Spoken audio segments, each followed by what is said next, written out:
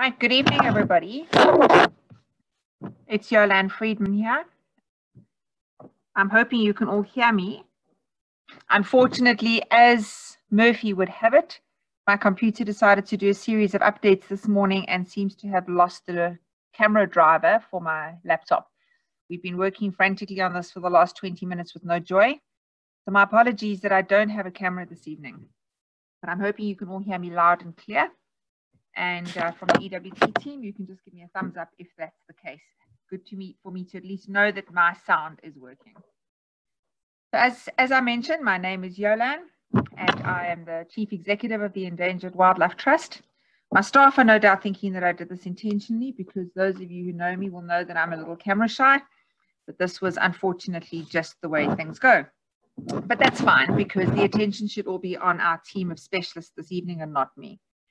So first of all, those of you who've given up listening to President Ramaphosa, who I believe is about to start speaking, and to rather listen to the EWT speaking about rhino, thank you very much. We appreciate and value your time and your interest in the topic at hand this evening. So this evening is another in our series of very successful wild chats that we've been hosting throughout the COVID lockdown period. And it's good news to know that we're going to be continuing with these wild chats. They've been so successful and have managed to reach our audiences far and wide for such a long time that we will be continuing with them. But in celebration of Heritage Day and the upcoming International Rhino Day, this evening's subject is all about rhino conservation. And as much as it might seem to many people a conversation that is perhaps becoming tired, we're about 12 years into what is commonly termed the Rhino Crisis, with the crisis of poaching of rhino having escalated exponentially in the last few years. But it is still a matter of huge conservation relevance and importance. And while the battle or the battles have been won on some fronts, the war still continues. And the conservation of rhinos is as critical as and important as it is today as it ever was in the past. So it's a topic that's close and dear to our hearts. It's an issue we invest significant funding into through the support of our many members and loyalists that are on the phone and on this call right now this evening. So it's an issue we can't lose sight of, and it pleases me to know that the EWT team has actually gone from strength to strength in the last few years, having amassed significant expertise, knowledge, and experience in the many different aspects of what it takes to conserve rhino. So we have a very, very experienced and excellent team with us this evening. This is just a portion of the EWT's team that is working on rhino, but there are three critical individuals in this role. So without further ado, let me introduce our speakers to you this evening. We are very privileged to have on board Dr. Andy Taylor. Andy's been with us about, gosh, I'm guessing now probably about 10 years, Andy. And Andy sits on the Wildlife Forum. Andy's got a very strong background in looking at things like sustainable use, the wildlife ranching community in South Africa, the role of wildlife ranchers, private game owners, and the private industry towards conservation in South Africa. And Andy's doing quite a lot of work around understanding the uses and applications and drivers of various technologies in the anti-poaching space. So I'm looking forward to hearing a lot more from Andy about what's new and the current state of rhino conservation and the new methodologies that are being used in that space and the trends that we're seeing in rhino at the moment. Then we're also joined by Shayen Seebran. Shay is one of our dog handlers in our canine conservation team. Shay is a qualified and certified dog handler, and he's going to be talking to us a little bit about the day in the life of a dog handler, working on both anti-poaching teams as well as detection dogs that are trained to locate things like rhino horn. And then we have Ashleigh Dore. Ashley's our attorney and our legal mind on the team. Ashley qualified with her LLB from the University of Pretoria and then followed up with a master's in law at UCT. She's also got a background in environmental law and sustainable development, and she's currently leading our project called Wildlife and the Law in South Africa. So three different but very, very important aspects of rhino conservation that hopefully all converge to improve the state of our rhino in South Africa. So I just want to remind everybody again, if you could please preferably stay muted while our panelists are speaking, but please feel free to pop questions into the chat box or the chat room as much as you'd like. You don't have to wait for the end. If you have questions, I'll see if I can try and take them along the way and make this as interactive as possible. Otherwise, you're welcome to hold them for the end and just make sure that we do answer all of your questions. Our panelists are very happy to engage and keep this as interactive as possible. So Thank you for those of you who said it's a matter of preference listening to the EWT talk this evening. We tend to agree. We'd also rather talk rhino. So without further ado, I'm going to hand over to Andy, and I'm going to pose the first question to you, Andy. I think it's always nice to set the scene. So as I've mentioned, the rhino poaching crisis started around 2008. So where would you say we are 10, 12 years into this crisis? What is the current state of rhino conservation?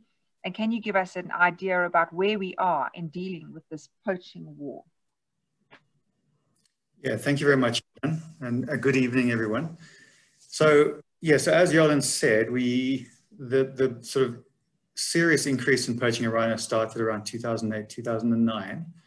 And we hit a peak, I think around 2013, sometime around then, when we went over 1,000 rhinos being lost every year. And we had about 4 or 5 years when the number of rhinos poached within the country exceeded 1,000. But fortunately, I think 2014 was actually the highest number, about 1,200. And then it started declining. And since then, we have had 5 consecutive years when the number of rhinos poached within South Africa in a year has declined. So, and now, I think last year, I'm afraid I can't remember the exact number, but I think we sat at around 500 or 600 rhinos poached last year. And so that's quite a big decrease in the amount of poaching. So that in itself is very positive. And I think we should give a lot of credit to all of the stakeholders across South Africa who have played a big role in actually making this happen. And so, of course, we have government entities, so South African National Parks, Department of Environment, Forestry and Fisheries, and then all the law enforcement entities, SAPS, SARS, those kinds of organizations. But also the private rhino owners have made a big contribution because they now own about 50% of South Africa's white rhinos. And then also we do have a lot of NGOs. There's a heck of a lot of NGOs working in this space as well, doing all kinds of different work to try to reduce the poaching, from assisting places with anti-poaching, funding people to have more anti-poaching ranges, all kinds of training, putting out detection dogs, those kinds of things, helping with dehorning of rhinos.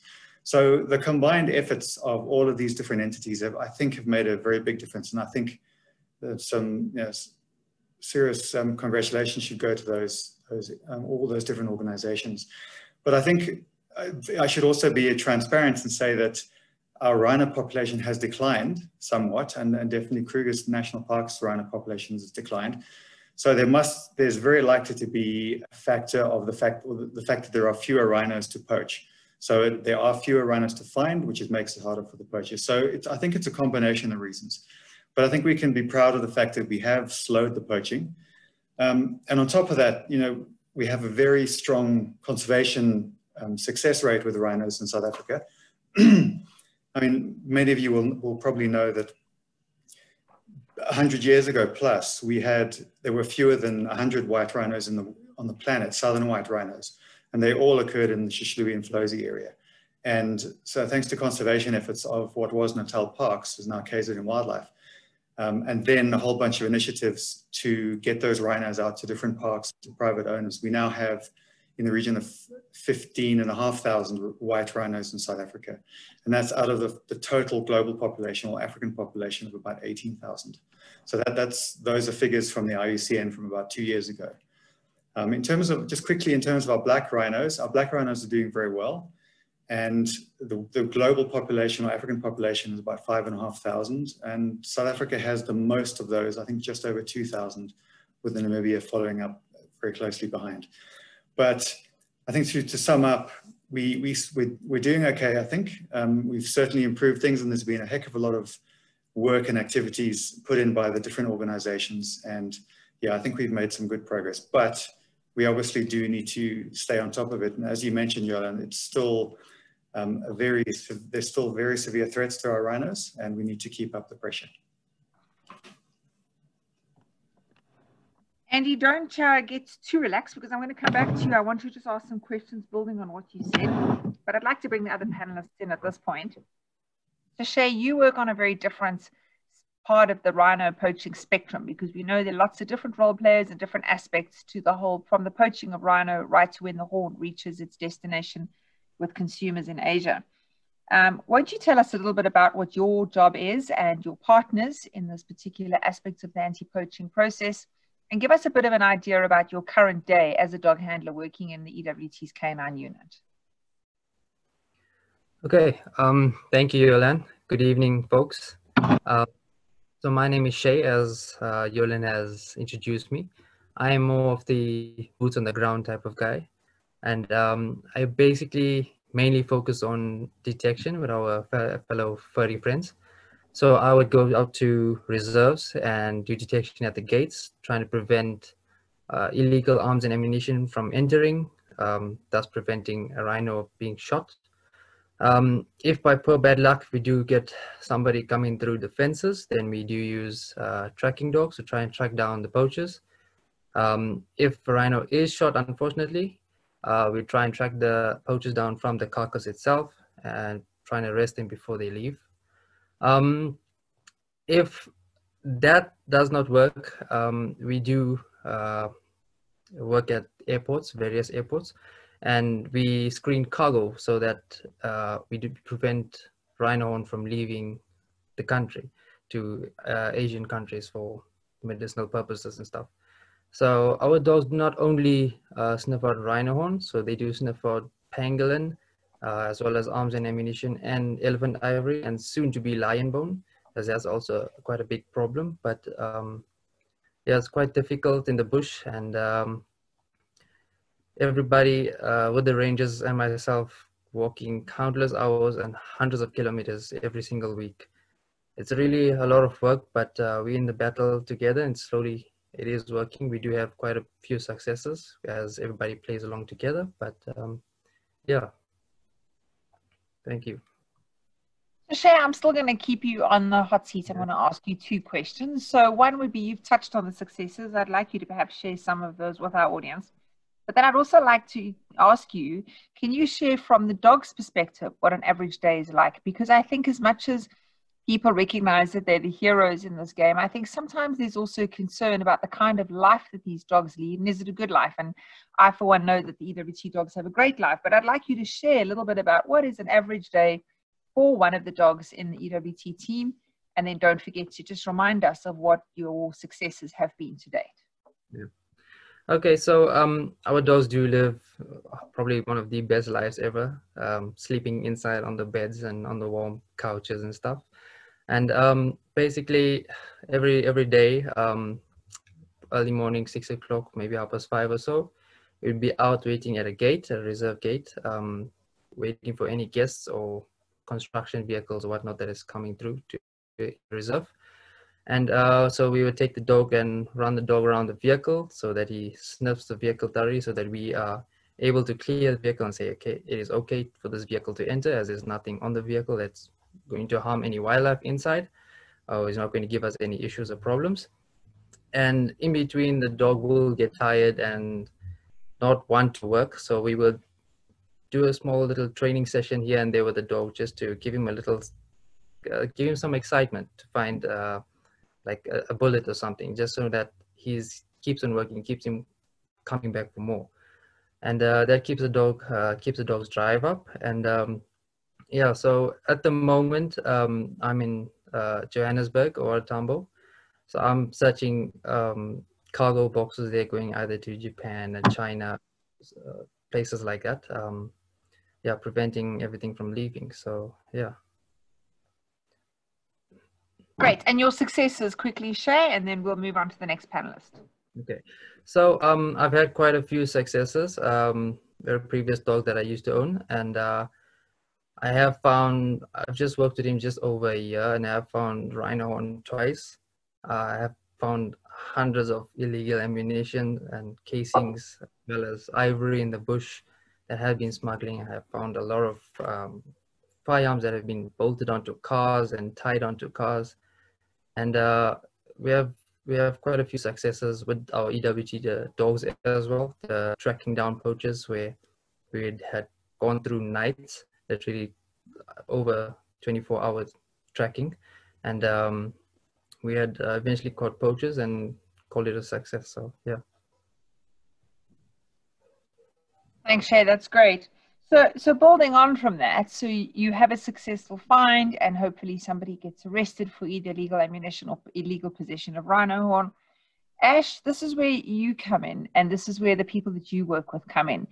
Do you want to just describe a little bit around that process from when there is an arrest and the various pieces of legislation and the different aspects of international agreements, etc., that all kick in to hopefully result in a successful prosecution and a removal of a poacher from the system? Sure. Hi, everybody, and Yolan, thanks for that.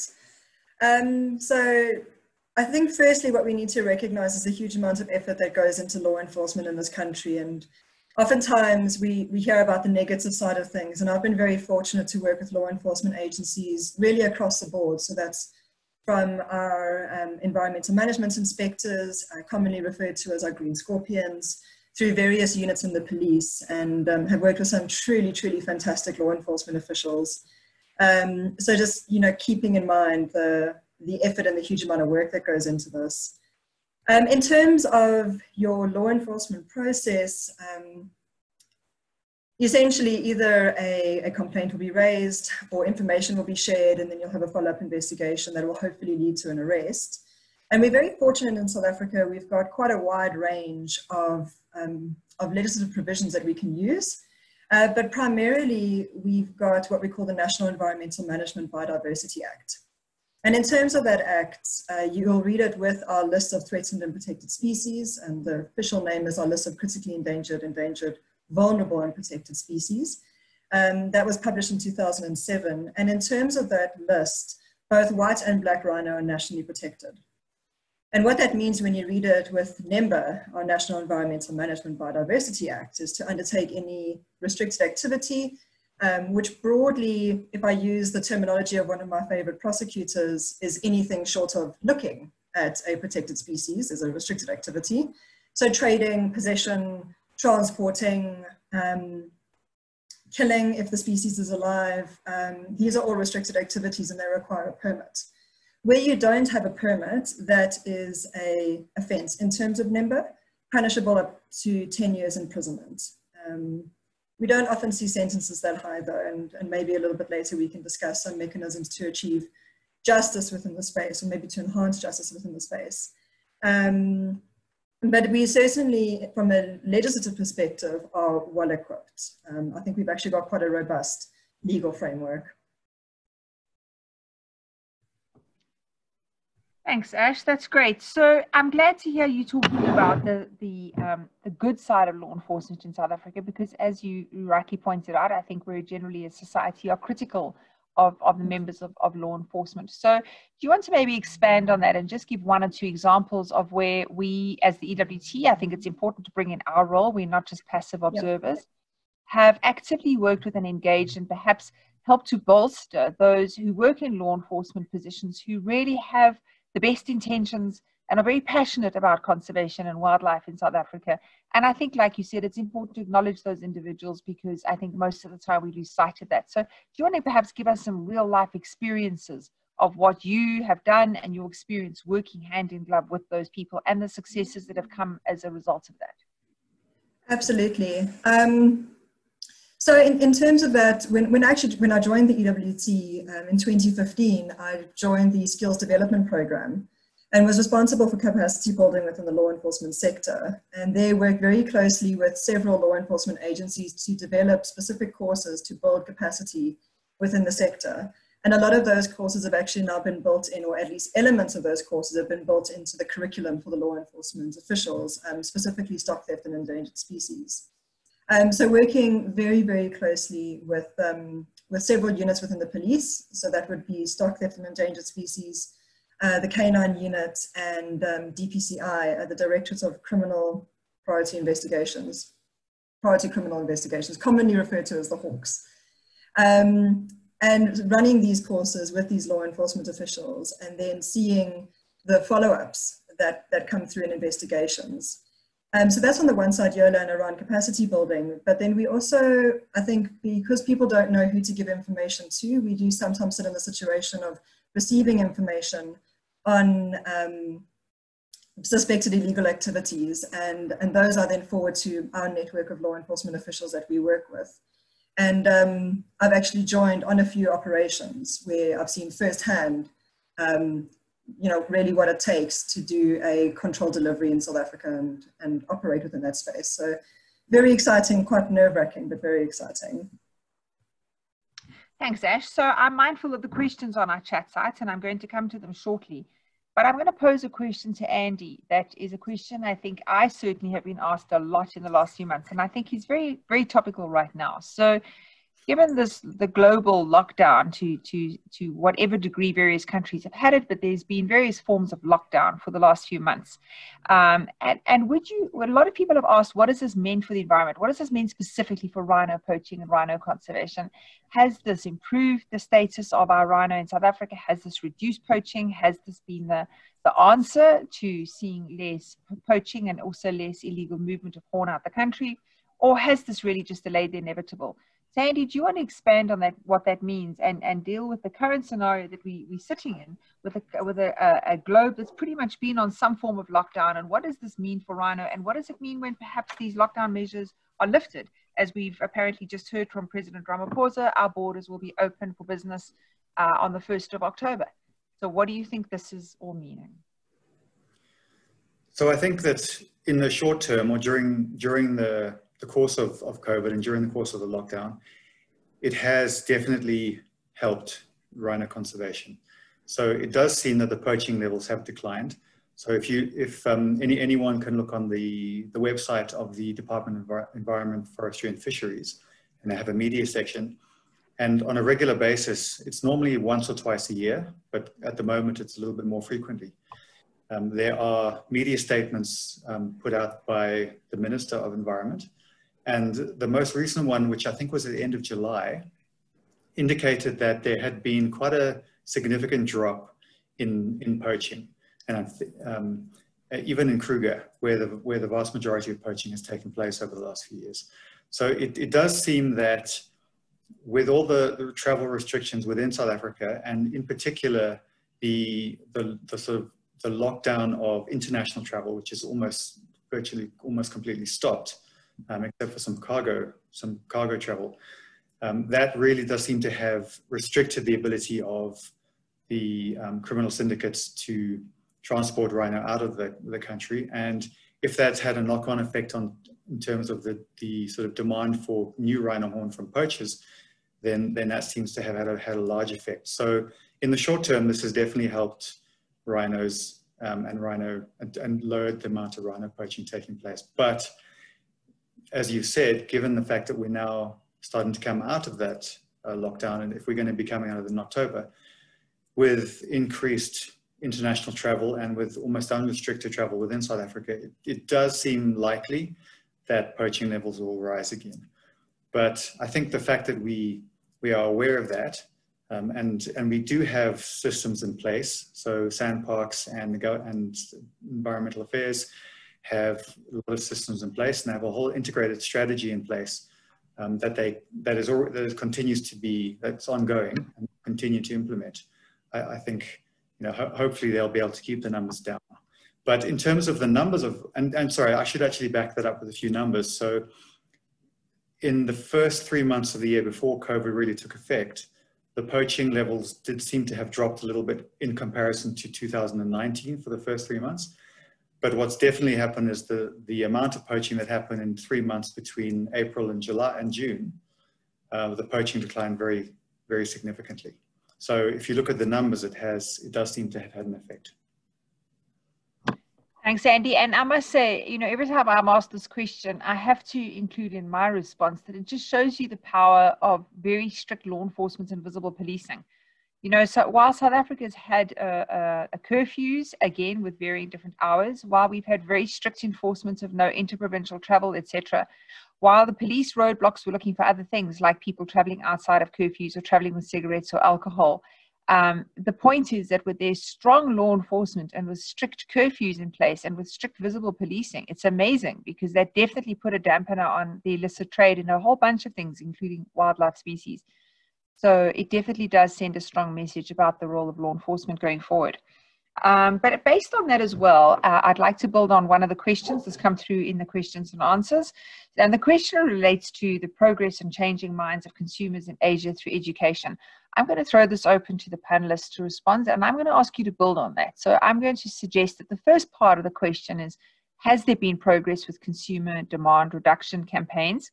And then the second part of the question I'd like you to expand on is, given the fears that COVID has enlightened in people's minds about the transmission of disease from wildlife products, do you think that consumer education in the consumer countries is likely to be boosted as a result of COVID? Andy, Ash, who wants to give that a stab? Shay, you're also welcome to, even though I know you probably haven't spent a lot of time thinking about this, but I'm going to open the floor. Andy, do you want me to go first, and then you can chip in for anything I would go for it. it, Ash. You've got the floor, go.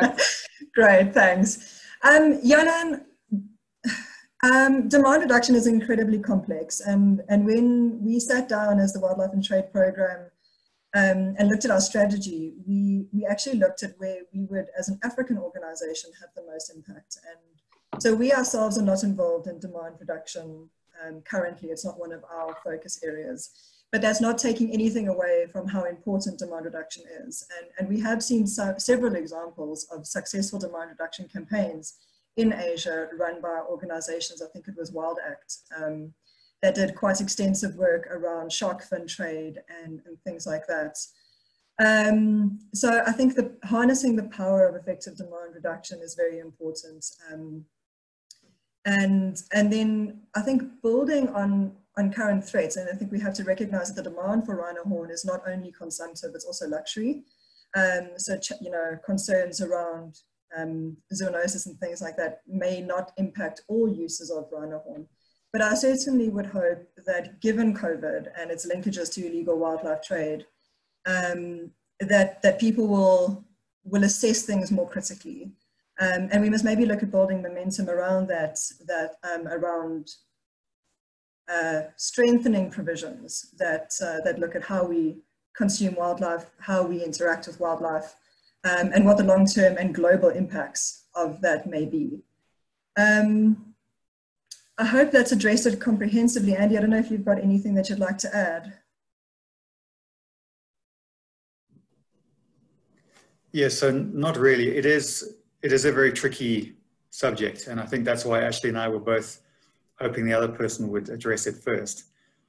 So I think I agree with what Ashleigh has said, and I think if I could play devil's advocate for a second, there would also be, there's quite a school of thought that will say that, well, we haven't really seen a lot of evidence for demand reduction working. So it's really difficult to know how effective it can be. And I think what I think probably what I would say is that we need to improve our methods for demand reduction, especially in countries, sort of in Asian countries where Western people like ourselves have a different understanding of how cultures work and how people think. We really need to find improved ways to work on this. Now, I don't think that we have yet found it. But obviously, ultimately, the best way to stop poaching would be to completely reduce demand very significantly or cut it out entirely. I'm just not sure how easy that is to do and how possible it is to do over the sort of a short period of time. Thanks, Andy and Ash. I've got a great question here for you, Shay. I'm going to come to you in a moment, but I think it's also just important for me to point out something which I think a lot of people that are not working in the space every day perhaps overlook. And that is that the rhino is quite unique when it comes to demand discussions, in that rhino horn uses have changed significantly over the last 10 to 20 years. Some of those uses might be consistent, but they've really ranged from things like the use for jambalaya handles. There's always been the medicinal component, But in recent years, it's also been used as just a trinket. It's been used in jewelry. It's been used as a means of storing and showing off wealth, for example. So unlike things like tiger bones and ivory, which have had very consistent uses for many, many years, where it's easier to do this kind of assessment to understand and quantify and qualify the kind of user, the users on the other end of the consumer spectrum for rhino horn change dynamically, unlike many other species in this trade. And that does, like Andy says, make it incredibly challenging to quantify users and quantify the amount of rhino horn that one would ever need to supply that demand. So there are some significant challenges that are very unique to rhino that don't apply to all other species. But Shay, I'm going to bring you in here because we've got a comment from Nick saying that it's great to see dogs are being used in a variety of scenarios. I can imagine dogs are not a silver bullet. You're absolutely right, Nick. They simply cannot solve the problem on their own. But Nick's question here is, can you talk about the specific set of circumstances? How would you decide when a dog should and should not be employed? And how would you evaluate the effectiveness of a dog unit, given that, you know, the reserve is required to have so many other aspects to a successful anti-poaching unit? So Shay, do you want to draw on your experience and tell us how, where, and when dogs should be deployed and how you would measure the dog's effectiveness? Yes, thanks, Shayen. So yes, absolutely, Nick. Dogs are not the silver bullet. That is why we work as a team, and we are called a team for a reason. To decide when the dog should not be deployed, most of the time, dogs are the best to use, especially tracking dogs at night, because we cannot see, whereas the dog is using his nose and not his eyes. And when a handler and the dog has a bond, the handler is able to feel the movement and body behavior of the dog and is able to track down a poacher successfully. When it comes to detection, obviously the dog uses much more energy, trying to snuff out everything that's in that vehicle, that's all the different components and smells. So the dog, we do not overwork the dog, so it'll only be like an hour or maybe an hour and a half. We rest the dog and bring on another dog to take that one's place. How do we evaluate the effectiveness of the dog? Every 6 months, a dog and a handler do go through certification. So it will go and get put through a number of tests. So for example, if I am a dog handler with a detection dog, I will go and get tested on vehicles with my dog, on luggage, on open areas, on you name it, on compound searches and stuff. And they will hide everything like substances inside, and I will go with my dog and try and clear that area as if I was doing a real search. And only if my dog is well trained and I understand my dog's behavior, and if we both successfully find the substances and we do pass the test, then that's how we get accredited, and we get a certificate to say that this team is liable and ready to work in a reserve. So yeah. Great, thanks. I think that's a really great response, Shay, drawing from your experience. And Nick, you might also be interested to know that we're looking at new technologies all the time, where we can attach various devices to the dogs that can measure how far or the conditions under which they're working, so that we can also learn from that. So for example, if the dog has a successful find or misses a find, we need to understand the climatic conditions under which the dog is working, how long it's been working for, whether the handler was, as Shay said, certified and qualified, etc.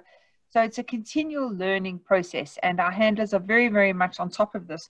Understanding their dog's behavior and understanding how we learn from these dogs is very much part of our continuing strategy to monitor the effectiveness of our dog project. Ash, I've got a question here that I know is going to make you really excited, and I can't wait to post it to you, because Ashleigh loves dealing with issues around punitive measures and the so-called punishments or fines or sentencing that poachers and members of the poaching network are given. On the one hand, I know that Ash gets as upset as we are when we learn, like we did in the news this morning, of a legal possession of rhino horns, as it's termed in the law, gets something like a 10,000 Rand fine. We all say that that's ridiculously low sentence. But I know on the other end of the extreme that Ashleigh's working on some really great groundbreaking initiatives to ensure that sentencing is also positive in terms of reforming poachers and is not just punitive. So Ash, the question here is talking about fines and sentencing that poachers are likely to face. So perhaps you can unpack what the law says about that. And also give us your opinion on whether or not you think that the poaching and the sentencing is enough, if it varies from country to country. And then once you've answered those questions that were posed by Cameron, perhaps you want to talk a little bit about the work that you're doing in restorative justice. Sure, thanks, Yelena, and thanks to Cameron for raising that question. So roughly our legal provisions allow for a maximum of 10 years imprisonment or a fine of 10 million rand or both. But then often what will happen is that rhino offences don't occur in isolation. So you'll generally have a trespassing offence, which is regulated through our common law, and you'll have a range of other offences. And we also need to keep in mind that with anti-poaching units, oftentimes rhino offences go hand in hand with attempted murder because of the armed conflict that goes on within the space. So when we're looking at a docket with all the offences of the offender listed, you won't just find, well, I'd be very surprised if you just found a biodiversity related offence. If we look, and let's use Chimlong Lemtong Tai, he was probably our most notorious trafficker, and he was sentenced in the magistrate courts about a decade ago now to over 40 years imprisonment. And ultimately, through the Supreme Court of Appeal, that was reduced to, I think it was about 10 years. I do stand corrected. But there were several questions around sentencing within that space and how the sentencing ran. And oftentimes, what will happen is you'll be charged per offence, but your sentences will run concurrently if there's a jail term. So you won't get 10 years per rhino horn, let's say, and if you've got 10 rhino horns, you won't be in jail for 10 years. We also need to keep in mind that the prisons within South Africa are over max. So they're kind of over capacity. And we also have parole provisions that really say that once you've served about half your sentence, you are eligible for parole. So when we talk about 10 years imprisonment, if that sentence is provided for, you'll be eligible for parole after 5 years. So those are just things to keep in mind around sentencing. But what we have found in South Africa with regards to crime generally is incredibly high rates of reoffence, incredibly high. Our reoffence rate is roughly about 80%. So those are people that have been arrested, been prosecuted, gone to jail, come out of jail, and then reoffended. Which does call into question whether the current processes are actually reducing crime or addressing a punishment need that we have. And with that in mind, in trying to address reoffence and trying to prevent rhinos from being poached, what we started looking at is a justice model that is more inclusive. And it's called restorative justice. It's been applied for several years in South Africa. It's described by the UN as a flexible, participatory, and problem-solving response to criminal behavior that can improve access to justice, and particularly access to justice for victims who, in our current processes, and the victims here would be the people that would suffer harm as a result of wildlife crimes. So your rhino owners, your anti-poaching units, your reserve managers, the people that are really on the front lines of trying to combat rhino crimes. That for the first time, it'll actually give them an active role in a criminal proceeding, where currently, if we look at our traditional justice model, that's reduced to really victim testimony. So what we're looking at in terms of our restorative justice project is using this much more inclusive model in what we framed a parallel but interlinked approach. So we can use it at any stage of the criminal justice process. So where appropriate, it can be applied pre-trial, but there we're really looking at different wildlife offences. I don't think we're considering rhino poaching in that instance. All the way up to a plea, just basically before conviction, after conviction but before sentencing, or post-sentencing as part of a parole condition. And then bringing in these restorative processes into those chains, essentially links within the criminal procedure chain. Yolanda, I don't know if I've addressed it comprehensively enough, or you'd like me to go into a little bit more detail on restorative justice. I can talk about it all night. I'm going to ask people to ask questions. No, I think we've got a lovely active chat going on in the Q&A section. So if people want more questions on that, but perhaps in the meantime, give some thought to maybe giving an example. I like examples. I think sometimes we speak a little bit too much jargon in the EWT, and it's quite technical and we all understand it, but I think sometimes it's nice to give people examples. So have a minute to think about a great practical example of how restorative justice has been applied. It doesn't even have to be in the wildlife space. And then I will come back to you. I have got some other really great questions I want to get to, but I've got a question here. Andy, I'm going to throw this at you because I think this is an area you've spent a little bit of time answering or looking at. Even if there's no clear-cut answer, you've got the rationale to tell us why there's no clear-cut answer. The question is as follows. This all pertains to dehorning of rhino. So have we seen any change in the habits of rhino that have been dehorned? Sexual fertility, feeding, territorialism, social interaction, etc. Are there consistent changes? Is there any detrimental evidence that studies have identified? And if not, why are all rhino not dehorned in a few years to build numbers? I think the last part of the question, perhaps when you answer this, Andy, you might want to expand on the fact that that's not just about the demographics of rhino, but also some of the practical considerations with regards to dehorning. Because I think a lot of people ask, why don't we just dehorn every rhino in the country? So I think perhaps you want to expand on some of the practicalities there. So Andy, over to you on that question. Yeah, thanks, Yolan. I think let me start with that because I'll probably forget get to the end of what I was going to say.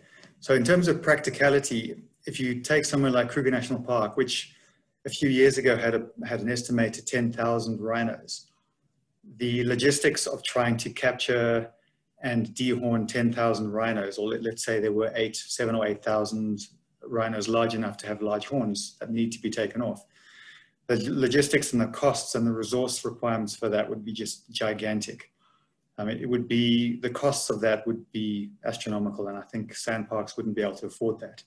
So the cost and the resources and the time as well. And then of course you also have to remember that the rhino horn grows back. So as long as you cut the horn above the growth layer, the horn grows back. And after sort of between 1 and 2 years, if it's a large bull rhino, a large bull white rhino could grow back 1.5 to 2 kilograms or even more of horn in a year. So after 2 years, you would have to go right back and redo the whole lot again.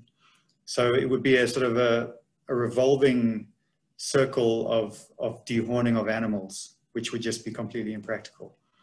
But in terms of the first part of the question, so does dehorning impact on the biology, the behavior, the ecology of rhinos? That's quite a contentious issue. I'm not aware of any recent sort of scientific work on this, sort of published in the scientific literature about this. There has been stuff that's more than 10 years old, and it's raised, it has raised quite a contentious sort of ideas around the impacts of dehorning rhinos. I think what we know for sure is that rhinos do use their horns for certain things. So white rhinos dig in the soil and rub the soil and probably dig into the ground. Black rhinos use their horns for sort of pulling twigs and things and pulling branches so that they can feed more easily. So they use it for feeding, and they obviously use it for defense as well. So females can sort of guide their calves around a little bit with their horns, but also it's obviously it's a deterrent, not a deterrent, sorry, we shouldn't use that for an animal, but a non-human animal. But they use them as in self-defense or even to attack other animals. So very plausibly, there could be negative impacts of taking the horn off a rhino. But in terms of the evidence that it has actually really impacted animals, that's quite, as I mentioned, that's very contentious. I think where there does seem to be some evidence that it is problematic is if you have black rhino bulls living in areas that are fairly small, so they don't have sufficient space to cover their normal territory sizes. And so if the densities of the bulls or black rhinos gets a little bit too high, then they start getting aggressive with each other. And obviously if they fight, then if they have full-on horns, they're much more likely to do very severe damage to each other. And black rhino bulls do kill each other from time to time. So I think this is still open for debate. Someone can correct me if there's more recent research, but I would say under sort of semi-wild circumstances, if maybe you're a private landowner who has a large property but you don't have large carnivores, dehorning your rhinos, your white rhinos, is probably not going to have too much of an impact. But I think there's room for research there as well. Thanks, Johan. And Andy, it would be useful to see perhaps some of the new research that might come out, might well come from Northwest Park, seeing as that the lockdown period was cleverly, I think, utilized by Northwest Parks to dehorn all the rhino in Pilanesberg. So it will be interesting to see perhaps in a year or two if people are able to visibly answer that question themselves. Yeah. I want to move on to questions from Letitia. Letitia Steinberg, it's fabulous to have you online, one of our really great friends and supporters and colleagues in the EWT's work. Letitia's got 3 questions here, and I'm going to start with perhaps the second question. The second question talks about the legalizing of rhino horn trade from harvested and legal stock to assist in supplying the demand. And I'm going to suggest that whoever wants to answer this perhaps just explains the EWT's position on the legalization of rhino horn as a means to conserve rhino. So our position, I think, is quite clear. Unfortunately, like everything in life, it's not black or white. It has lots of caveats. So Andy or Ash or Shay, who would like to perhaps lead on answering that question about the legalizing of the rhino horn trade? Okay, I'll make a start, and then Ashleigh or Shay can come in if they like. So we have to first of all break the trade down into 2 aspects. So we have domestic trade in rhino horn, which is currently legal, which it had been legal up until 2009, at which point there was a moratorium put on the sales of rhino horn within South Africa. That was then lifted in 2017, I think, because of a challenge in the courts. So currently you may trade or sell, buy rhino horn within South Africa, as long as you have all the relevant permits, and those permitting systems are quite rigorous. So you have to have a lot of permits to be able to do that. Internationally speaking, international trade is, you could say, regulated by the organization called CITES, which is a convention in international trade in endangered species of wild fauna and flora. And that is, the way the CITES works is all the countries that are members of CITES or parties to CITES, and it's almost all the countries in the world, it's about 170 to 180. They determine between them whether trade in a product of an animal species or plant species should be legal or not, and the different levels of trade that can take place. And CITES currently does not allow the international trade in rhino horn for primarily commercial purposes. So you can send a rhino horn out for personal reasons, and you can send it out as a trophy, but you may not sell a rhino horn over internationally and make money from it. Now, in terms of EWT's position, we obviously recognize the legal side of things, that trade in rhino horn is allowed within South Africa with the correct permits. But we try to take, rather than take a particular position for or against on various reasons, and of course, you all know that this is a very polarized debate. What our perspective is that what we would like to, there are a few things that we really need to see in place, or we would really need to see evidence for before we supported or agreed to a situation where legal international trade was allowed. So I should also just take a step back and mention that, and Yolan mentioned sustainable use earlier. So EWT supports the principles of ecological sustainable use, which is using wildlife and their products commercially in some cases, as long as it doesn't negatively impact on the long-term survival of the species. And ideally, it would make a contribution to a positive contribution to conservation. So for us to support any kind of international trade in rhino horn, we would need to see evidence that there would be conservation benefits for wild rhinos. And that would mean, I mean, one of the things that would have to happen would be that the legal horn going into the markets would actually have to outcompete the illegal horn. And so we wouldn't be wanting to see laundering of horn out of the country. So currently we don't see evidence that that is the case. And so our current position would be that we don't support an international trade in horn. So I don't know if Ashleigh would like to add anything to that. Just very briefly, Andy mentioned the court case that effectively lifted the moratorium, and maybe just to confirm that the court, in considering the moratorium that was put in place on the domestic trade in rhino horn, in 2009 actually considered the minister's motivations as to why that moratorium was put in place. And what the minister had said is that it was largely to stop the laundering of horn, so the flow from legal domestic trade illegally out of the country, but also to facilitate effective policing. It simplifies things if it's very clearly illegal or legal. And the court actually found, in considering those motivations, that the moratorium itself was rational. It was well-founded, but had to find against the moratorium on procedural grounds because public participation wasn't undertaken effectively.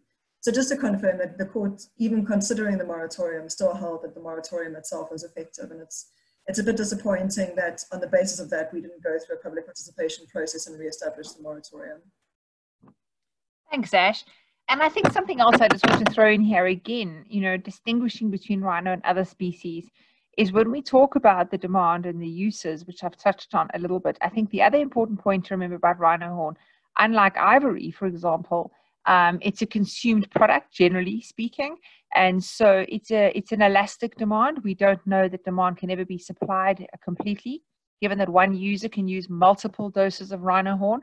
And given if the prices in rhino horn come down, you could have a whole lot of new consumers enter into the market. So we actually don't really understand the size of the potential market when it comes to rhino horn, given that it is a consumed product.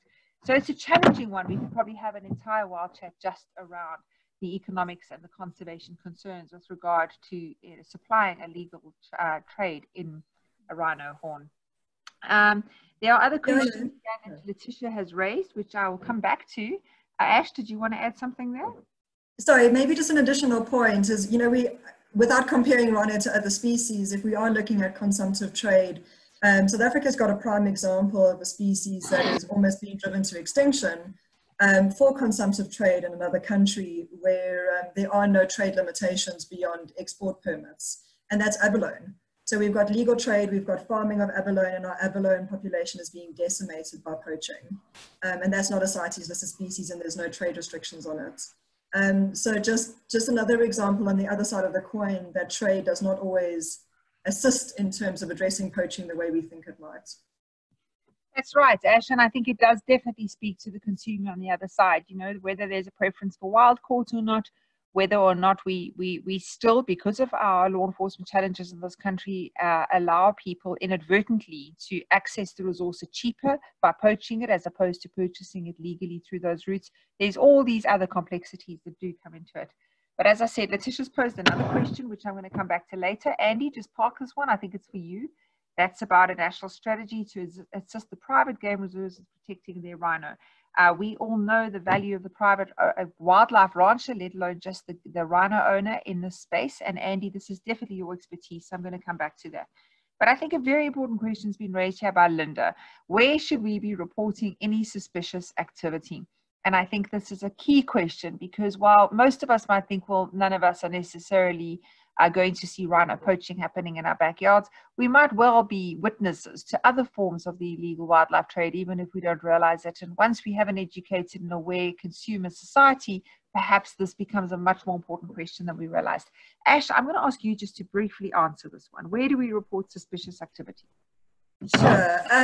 So I think we need to keep in mind that the combating of wildlife crimes has become quite specialized. I know the National Department of now Environment, Forestry and Fisheries has a hotline. It's an 0800 number. But Linda, if you wouldn't mind just dropping me an email, I can put my email address on the chat. I can also connect you with law enforcement officials within the area that you're residing. And it's always best to just establish good connections with law enforcement within your area, and then you can respond to matters directly with them. Alternatively, if you aren't comfortable with that, you can also report matters to me and I can forward that to the relevant officials. So there are three options there.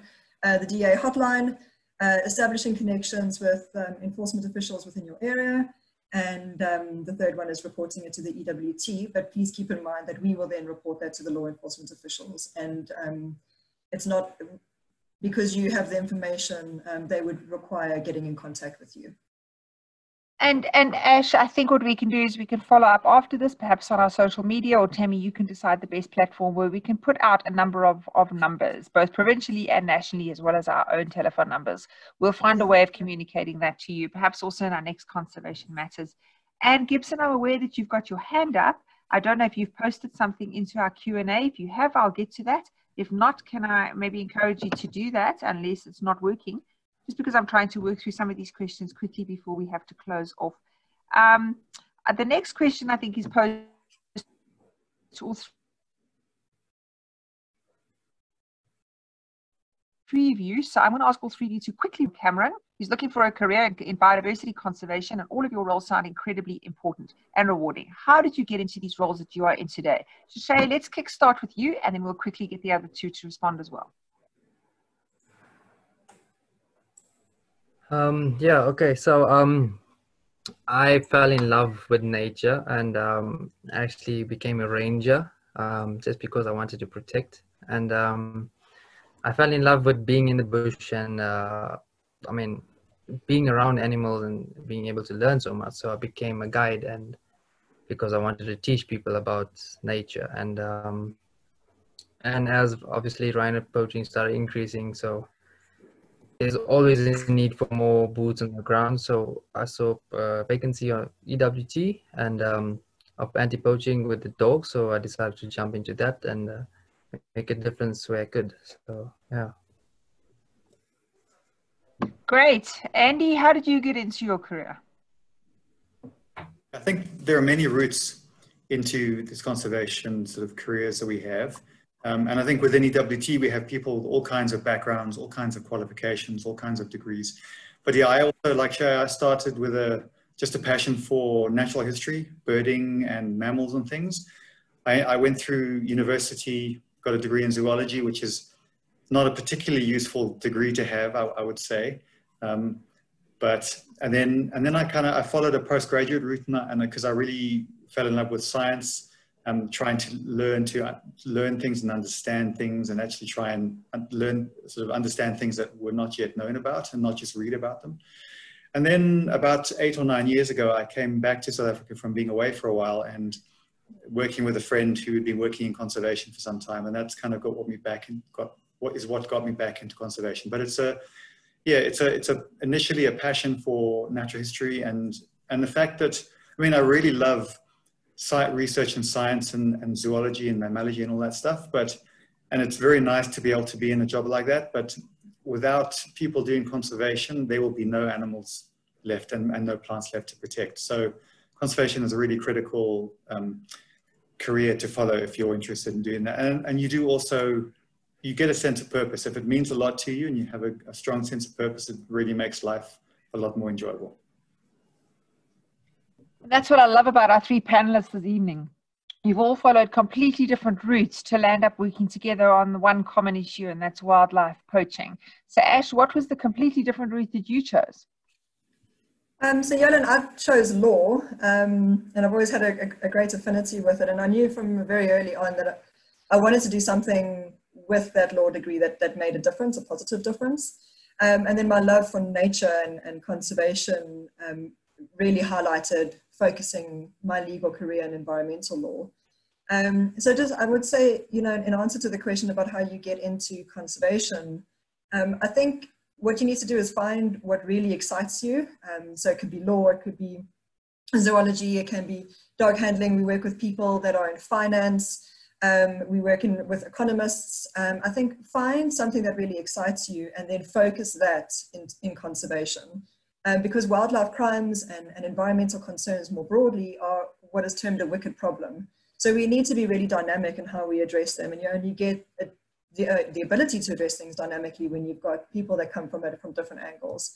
And I think that's one of the strengths of the Wildlife and Trade Program, is that we are able to come at things from different angles. And Yolan, if I could, I know you asked me to come back to successes in restorative justice, so just very briefly, in some of our research, just keeping in mind restorative justice, although it's been applied in South Africa to other crimes, has never been applied to wildlife crimes, and that's where the pilot exciting element of our project comes in. But it has been applied in Canada to a range of their wildlife crimes. And I mentioned that high rate of reoffense that we see, ours is about 80%. In Canada, it's about 35 to 60%. And in the 10 years that the Canadians have been applying restorative approaches to wildlife crimes in Canada, they've only had one case in 10 years of reoffense. So I think that really speaks to a change in attitude of taking a more inclusive approach and actually working on addressing the harm of the wildlife crime versus simply punishing a breach or offense of law.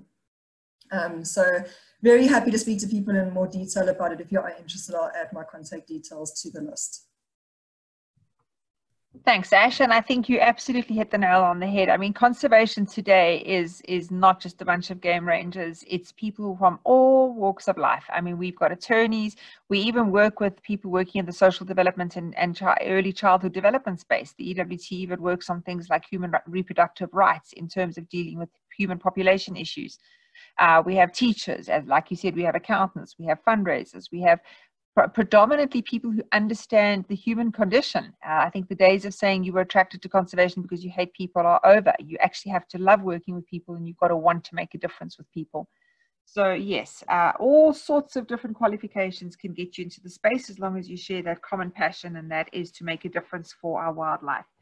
I've got a question, Shay, that I'm going to pose to you. I'm aware we're running slightly over time. If people have to drop off, then by all means, please, I do understand. But for those of you who've still posed your questions, I'd like to give a chance to get them answered if that's okay. So we will go over time with everyone's permission. I've got a question from Ross Malcolm here. Shay, this is to you. I understand that Kruger is doing a trial with Malinois, of course, a dog after my heart. I have several sitting at my feet right now, for patrolling on their own without human rangers. Is the understanding correct? And if so, how's this working? I must say, I'm not familiar with that project. Shay, are you? Can you answer that? Okay, so no, Ross, I really don't know anything about that, but I don't think it would be a very good idea to do that to such a valuable asset, as you have to be on your guard 24/7 when you're in the bush. It's not just walking around in the garden. It's not only the poachers that you have to watch it for, it's also the wildlife, which is very dangerous. And I mean, logically, if you do send out a dog alone to patrol a fence and, for example, it gets caught in a snare, the predators of that reserve is just going to kill off the dog screaming for help there, and there's nobody to help. So I don't think it would be a very good idea to do that, but I haven't heard of any such program. So yeah. So perhaps if you have the details of that project, you might want to send it to us. The EWT works incredibly closely with Sandparks and Kruger. We've got staff even based in Kruger most of the time. So I would be interested to hear about that. But the one thing I can just add to that is that the Malinois has been bred over centuries to be a handler-based dog. It's not an independent worker. It's very much dependent on working with its handler. It's there to protect and take guidance from and instruction from its handler at all times. So I think to work independently would be something challenging. But we're always open to hearing, more information. So if you've got that, I would encourage you to share that with us, please. I've got another question relating to the trade in rhino horn. Does the trade in rhino horn domestically not promote illegal international trade? Locals are not your ones using the rhino horn, so why allow domestic trade? I think that's a very, very key question. Ashleigh, I want to come to you because I think it touches on some of the anomalies in our law. I don't think it was necessarily a logical decision. It was more a legal decision. And then, Andy, if you would like to add on to that, you're welcome. The second part of the question is, why allow domestic trade? Is farming with rhino really conservation? Should they not be kept wild? Ash, I'm going to give you the first half and second half to Andy. Sure, so two very good questions. And I think it brings us back to our earlier discussions around the trade moratorium, which is where the minister used her powers that are included in NEMBA, our Biodiversity Act, to prohibit an activity where that activity was impacting on species in the wild. So recognizing that domestic trade in rhino horn was creating loopholes for essentially laundering horn out of the country.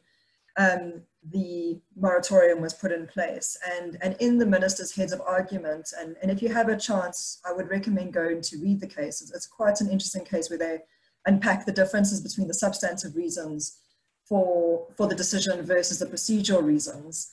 But in the minister's heads of argument that the judges quoted, the minister clearly identified why the moratorium was put in place, and that's what the judges there found was actually rational. It was a well-founded motivation. And one of the key reasons is that one would use the availability of horn within the country and and then some of our challenges around securing our borders, and then smuggle the horn out of the country.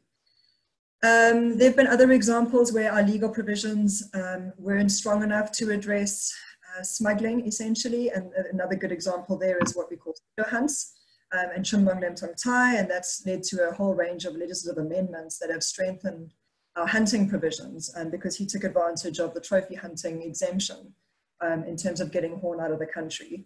So I think I agree completely. The demand is not based in South Africa. Having domestic trade provisions does nothing, because there's nobody here that's going to be paying the amount of money that is required for rhino horn. What is a challenge in terms of our legislation, if you read the whole suite of legislation, is that we make provision for captive breeding organizations, and they require registration in terms of two separate pieces of regulations that are under our main Biodiversity Act. And what that essentially does is it starts pushing us more and more and more into an intensive and selective breeding country. So we increasingly are being regarded as a farming country, and we don't have what is wildlife. And that's a huge concern of the EWTs, and one that we're very vocal about. So we support wild animals in natural free living conditions, and we don't support the move towards intensive and selective breeding for whatever purposes that may be. In this case, it would be intensive and selective breeding to supply rhino horn. Andy, the second half of the question's to you. Is farming with rhino really conservation? Should they not be kept wild? So I think that part of that answer would have to be what we're referring to in terms of farming. So about, as I mentioned earlier, almost half of the white rhinos in South Africa are now on private land. So they are, whether it's sort of large private reserves, or whether they are on what I would call wildlife ranches, or even smaller, sort of maybe more intensive game farms. So it's also really important to remember that when the rhino numbers were increasing from 100 years ago, when KZN had ended up with maybe about 2,000 or 3,000 rhinos, they started translocating those rhinos outside of KZN to not only to places like Kruger, but to a lot of private landowners. And that was incredibly beneficial to rhino conservation, because it expanded the range of the rhinos, which significantly lowers the risks of any kind of extinction sort of chances of a species. So the fact that there's rhinos on private land is very positive for rhino conservation. So, and then also another thing to remember is that some rhino owners, private rhino owners, were kind of forced into putting rhinos into smaller areas when the poaching crisis hit, because it was the only way that they could actually really protect them. So they had to put them into smaller fenced areas. And another important thing to consider is that legislation in South Africa, the Game Theft Act, allows landowners to own the wildlife on their property, but only if it's adequately fenced. So that's almost, it can have a negative impact in the fact that you are required, if you want to get an exemption permit, also known as a certificate of adequate enclosure, if you want to get that permit, you have to fence your property.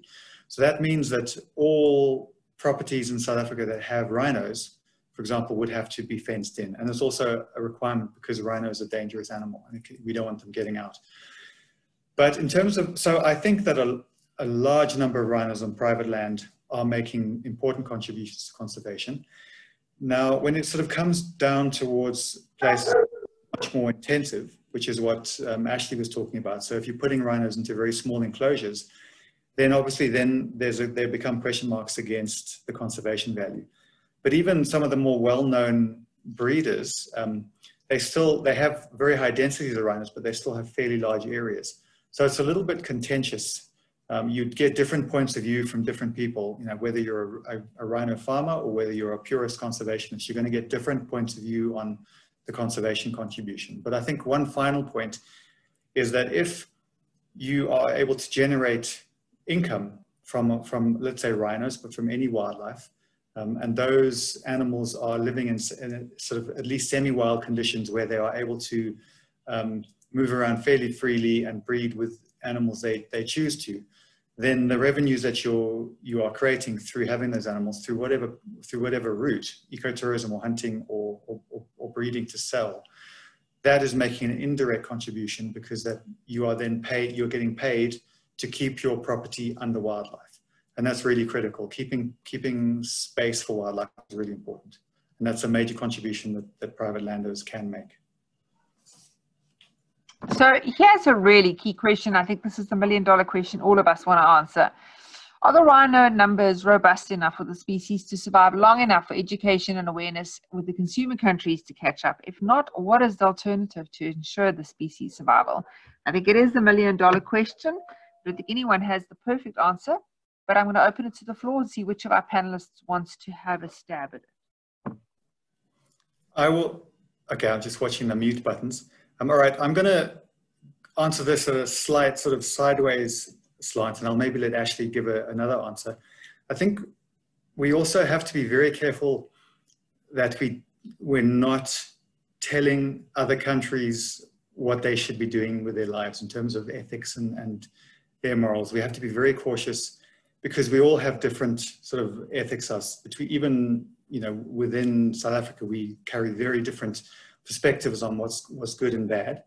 And of course, when you go to a different country, then you get a totally different perspective. So we just have to be very cautious that we don't try to force our views on other people. So I'm not saying it's a very important question. It's a very good question, but it's just something that I think is very easily forgotten and something that needs to be taken into consideration very seriously. Ashleigh? Thanks, Andy. So I'm going to address it in 3 parts, and it links to what we were speaking about earlier around demand reduction and how nuanced your approach needs to be in terms of demand reduction. So we would actually recommend working very closely with, if EWT and the Wildlife and Trade Program specifically were ever to do demand reduction campaigns, we would partner with a local organization that understands not only the cultural and the political side of things, but also the history and communication and how that messaging needs to go through, because that's critical for a successful demand reduction campaign.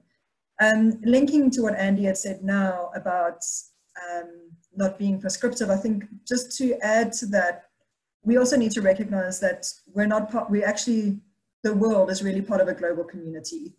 And actions in one place have ripple effects in other places. So while I completely respect that we do need to respect people's positions and cultural beliefs and those practices, I think we also need to understand that those practices, we also need to be discussing the impacts and the negative impacts of those practices and ensure that people have all the information to make informed decisions.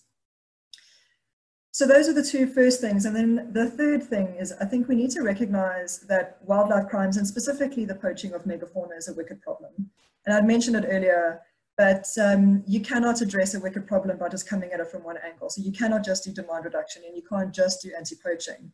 You have to do anti-poaching, you have to do border security, you have to do awareness raising, you have to do demand reduction, you have to do capacity building, you've got to work within the justice space, and that's why you have to be incredibly dynamic in your approach. So I can't answer whether the rhino numbers will sustain a long-term demand reduction campaign. We're certainly doing everything we can in South Africa to ensure that they do. Thanks, Ash. I'm going to ask the last 2 questions now, and then I think it's probably time to call it an evening. So I've got a question from Anne here. Is there a conception that poached rhino horn has more value to consumers than horns from a farmed rhino? Who wants to go for that? I haven't heard of that in the rhino space. There have been quite a few publications of that within the tiger trade, where the bones of tigers were purported to be more valuable than the bones of tigers, sorry, wild tigers were purported to be more valuable than the bones of captive bred tigers. So it certainly is a consideration. It's not something that I've heard of in the rhino space though. Yeah, just to add to that, I think it's best known in things like tigers and bears, but I think it is fairly widely held that it applies to rhino horn. So if a horn comes from a wild killed rhino, it has more potency. But there's also recent work suggesting that although it might very well be the case that someone who wants to use rhino horn might have a preference for using wild caught or wild killed rhino horn, that doesn't necessarily mean that they would actually choose that if they were given the option for say, a farmed rhino horn. So if someone wanted to use rhino horn, but they were a law-abiding citizen, and they knew they had, and I'm not advocating trade here, I'm just making this as an example, but if they knew that there was a legal source of it, and they could get it for a price lower than the illegal source, then they might very well choose that. So it's kind of it's a complex point, so that there might very well be a preference for wild rhino horn, but that doesn't necessarily mean that people would necessarily choose to use it. I think just to build on that, while there isn't any science to prove this, I think the speculation that you might be referring to comes from a time when there was evidence to suggest that wild rhino might have been better perceived by consumers, because we started to see an increase in not just the horns that were removed, but also aspects of the rhino's body to prove that perhaps this had come from a dead and therefore killed wild rhino as opposed to a farmed horn. So we started seeing things like feet being removed. We started seeing things like the lips of the rhino being removed. And I think that led to some of the speculation that perhaps this was either a complementary and associated trade, or alternatively, these body parts are to demonstrate that this has come from a killed wild rhino. I think that might be what led to some of the speculation in that space. But like the team has said, there's not a lot of evidence to prove that at this point. The last question is specifically around this recent issue that's been in the press, where there was a claim by some of the private rhino owners to claim that the international trade in rhino horn is now legitimate. And the Departments of Environmental Affairs, Forestry and Fisheries statement the next day saying that the legality of international rhino horn is still an illegal trade. Has there been any response that we know of from the private rhino owners in this respect? Does anyone want to respond to this one?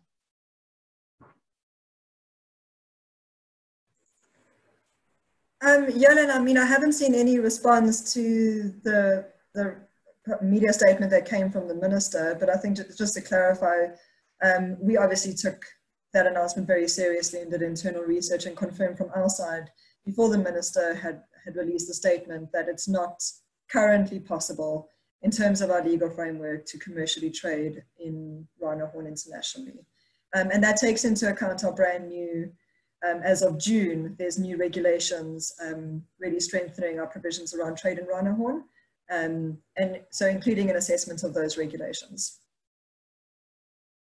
All right, so on that basis, I'm very aware of how over time we've gone, but it's been fantastic to have so many questions from our audience. I'm going to ask for final words. If you had to wrap up in 20 seconds to each of the panelists, your final message that you'd like to give to our listeners tonight about rhino conservation and the role, specifically about the role that you're playing in that space. So, Shay, I'm going to ask you to give us that last 20 seconds from you. What are the last few things you want to leave with our listeners? Yeah. Okay, so thanks, Shayen. I just wanted to thank everybody for joining our little discussion here. And I'm sure my team and I will not stop going forward and protecting this iconic species. And we are proud to do it. And I look forward to every single day, every drop of sweat going through every single day, trying to protect them and keep smiles on the mom's face that they don't even know it. So yeah, thank you. Excellent, thanks. Ash, what are your final 20 seconds? Just to say, I mean, we recognize that it's been a long, hard battle, for lack of a better word. Since 2008, we've been combating rhino poaching in South Africa. So just please work with us. Don't lose heart. We're having amazing successes within the space. We're seeing incredible improvements. We're seeing people come together and work collaboratively where we haven't seen it before. So please don't lose heart that we haven't combated rhino poaching effectively yet in South Africa, and celebrate the wins with us and work with us to address the challenges. Thanks.